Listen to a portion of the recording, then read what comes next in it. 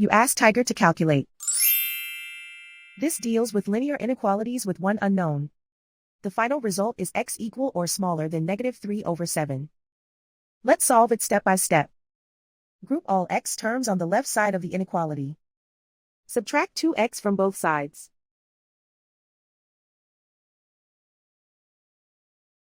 Group like terms.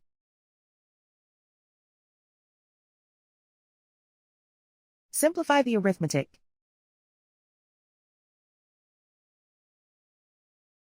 Group like terms.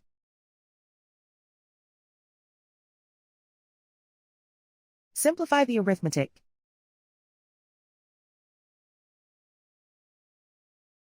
Group all constants on the right side of the inequality. Add 11 to both sides.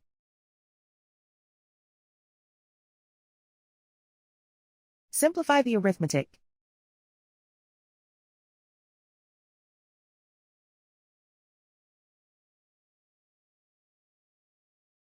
Isolate the x. Divide both sides by 7.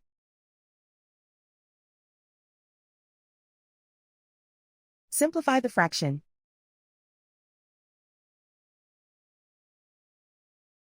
Plot the solution on a coordinate grid.